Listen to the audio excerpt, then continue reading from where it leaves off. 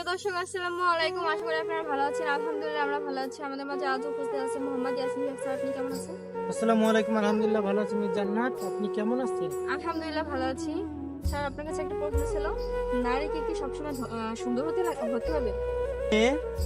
একটা নারী বলতে একটা মেয়েকে বোঝানো হয়েছে। একটা মেয়ে সব সময় সুন্দর থাকে, বলতে গেলে কিভাবে সুন্দর থাকে, একটা মেয়ে বিভিন্ন কারণে পরবর্তী থেকে তার জীবনে পরিবর্তন আসে। যেমন একটা মেয়ে বিবাহের পরে বিভিন্ন ক্ষেত্রে সে ঠিক মতন পরিপাটি আগের মতন থাকতে পারে না বা থাকে না। যেমন তার জীবনে অনেক পরিবর্তন আসে।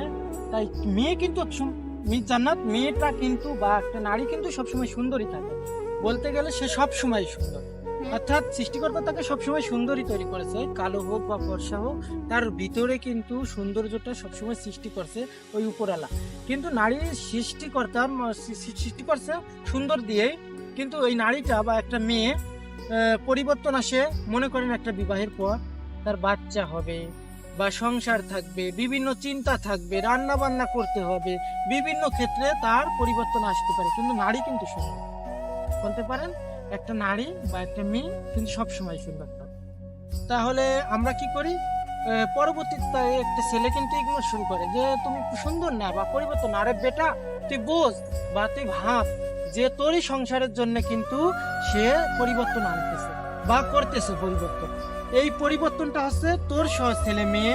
তুই তোর কত কষ্ট করে 10 মাস 10 দিন ওই মেয়েটা কিন্তু কষ্ট করে একটা বাচ্চার জন্য। মিস জান্নাত, আপনি একটা কথা দেখেন, ওই সময় কিন্তু খাওয়া দাওয়া কিছুই নাই, কি কষ্ট কি পরিশ্রম, পরিবর্তন সৌন্দর্যটা কিন্তু নষ্ট হয়। তখন কিন্তু একটা ছেলে কি করে, সে বলে তোমাকে সুন্দর লাগে না, তুমি ওই সময় পাশে থাকবা, যে তোমার জন্যই কিন্তু এত পরিশ্রম, তোমার বাবা ডাকের জন্যই কিন্তু ছেলেটা এত পরিশ্রম করছে।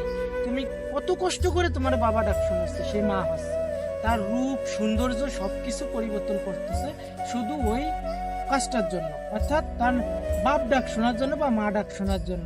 তাহলে কি নারী সবসময় সুন্দর? মিস জান্নাত, দর্শকদের উদ্দেশ্যে জানাই, আমি যে কথাগুলো বললাম আপনারা হয়তো বুঝতেই পারছেন। আর মিস জান্নাতের মাধ্যমে আপনারা প্রশ্ন করলে আমাদের পাশে থাকবেন, আমরা উত্তর দেওয়ার জন্য প্রস্তুত থাকবো। ধন্যবাদ সবাইকে, শুভেচ্ছা, আসসালামু আলাইকুম। প্রিয় দর্শক, স্যার যে কথাগুলো বলছে আশা করি আপনারা বুঝবেন। লাইক, কমেন্ট, শেয়ার করে আমাদের পাশে থাকবেন। আল্লাহ হাফেজ।